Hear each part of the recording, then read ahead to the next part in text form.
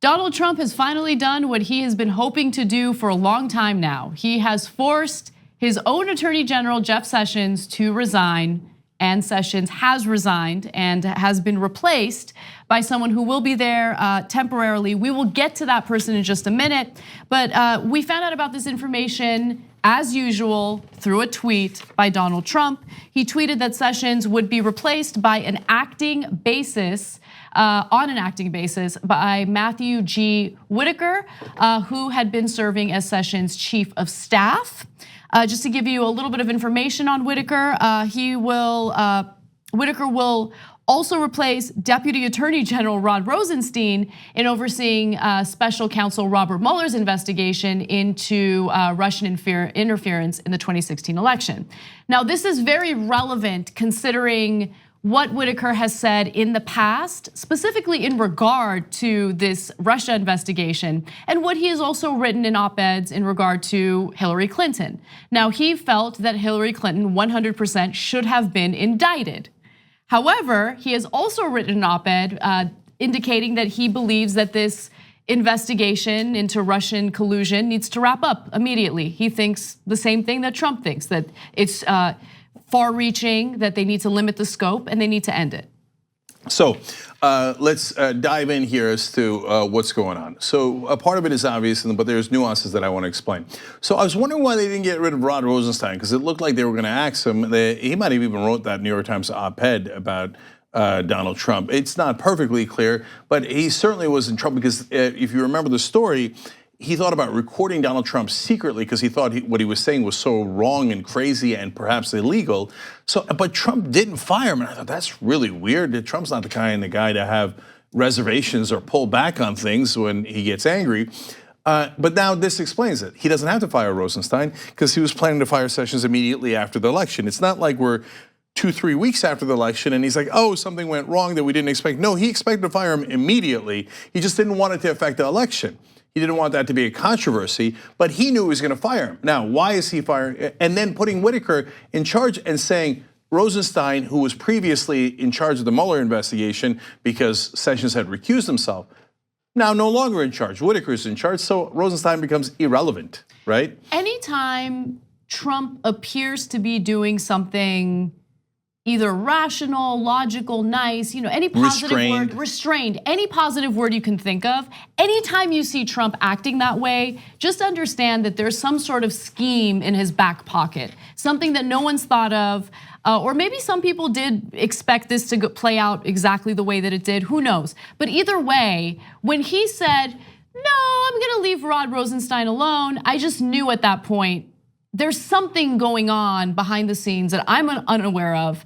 And it's not like he has had some sort of change of heart. No, of course, he's not like, he's like, oh yeah, Mueller investigation is totally fine. It's not a witch hunt. No, of course not. He planned to basically do this so he could be in a position to fire Mueller. And he'd planned it all along. That's why he did it right after the election. That is not arguable. If anyone in the press is arguing it, they don't understand the news at all. Okay, it's the day after the election. It was planned all along. In fact, and to be fair to the press, they do point this out, and this is something we did not know earlier. So Trump's team had been going to Republican senators who really liked Jeff Sessions and bullying them and saying, hey, I'm gonna get rid of Sessions and you better back me. And they said, wait till after the election.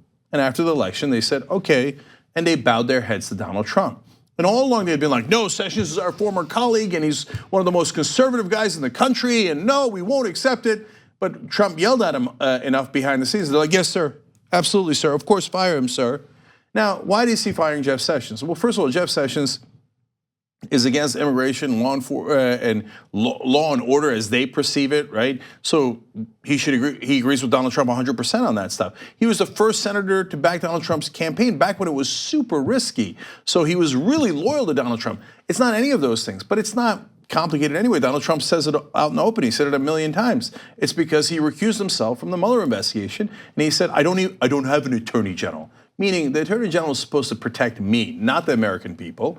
And so since he didn't protect me, and I obviously am a lawbreaker, I'm a criminal, and he let the Justice Department investigate me, and they're gonna find obviously wrongdoing, I know that. And since he wasn't loyal to me, I'm gonna get rid of him. So that's obstruction of justice. And he followed through on that immediately after the election. So, and why is he doing it now? we explained why he didn't do it earlier. Why not do it later? Because Mueller might drop that might drop the information that he has and release it any day now. He was waiting for after the election as well. Mueller is going to release what he has, so he wants to be in a position to be able to fire Mueller either before or immediately after that.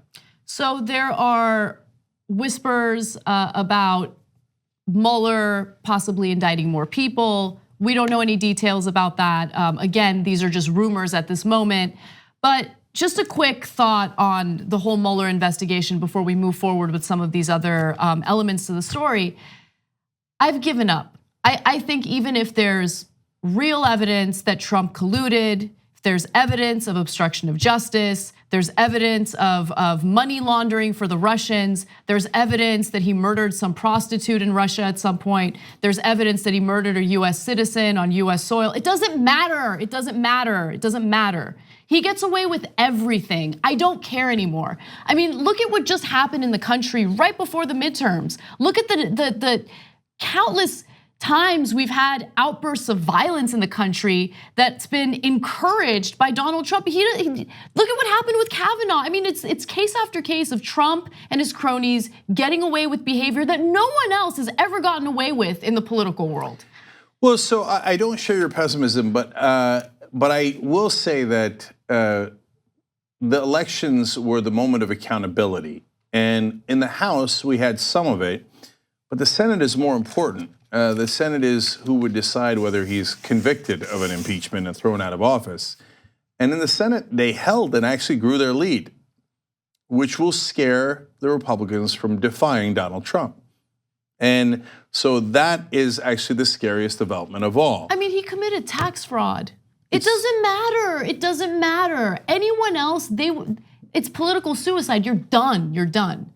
With Trump, it doesn't matter. So look, the difference is, look, he's the president. You can't just say, okay, hey, why don't you resign? That's just not how it works.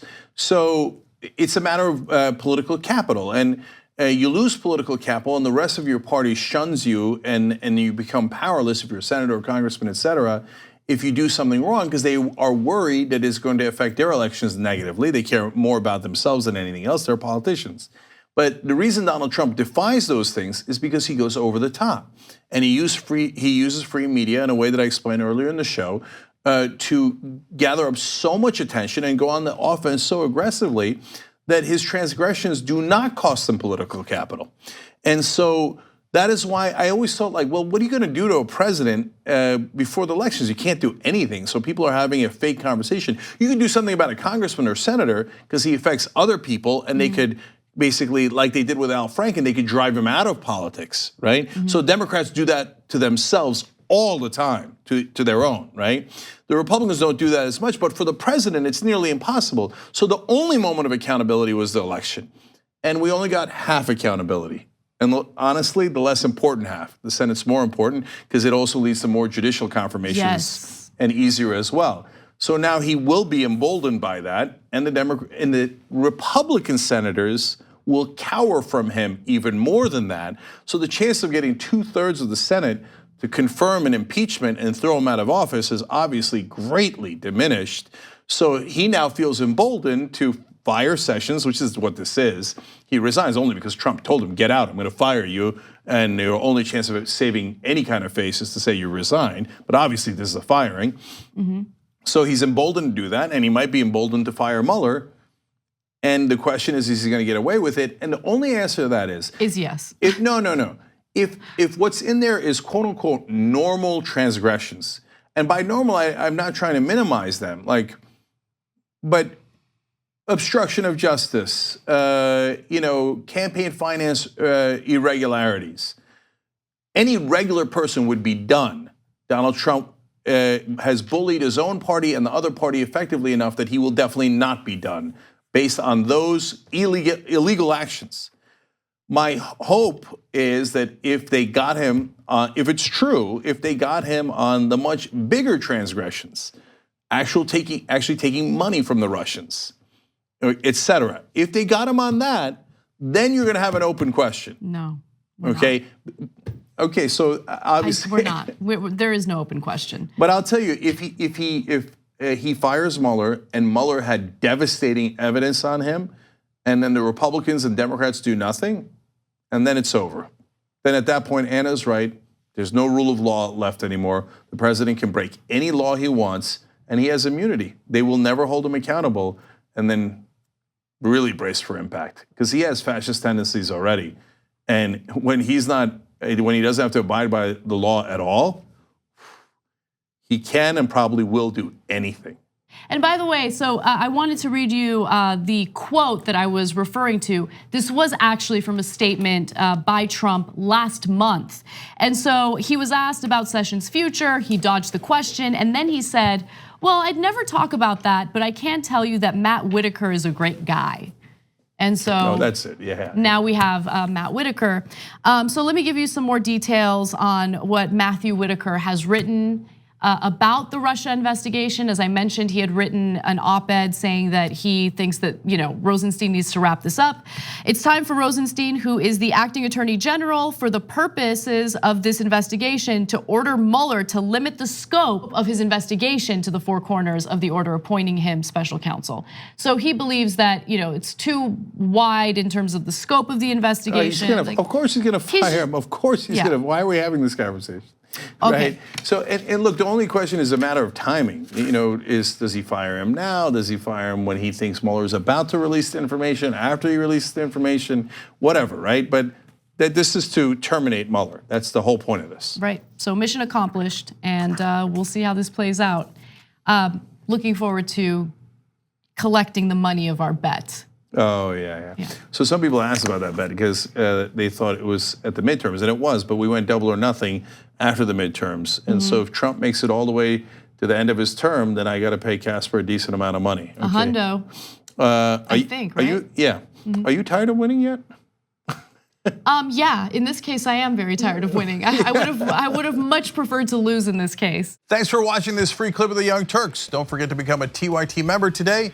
For more exclusive content, join now at tyt.com/join.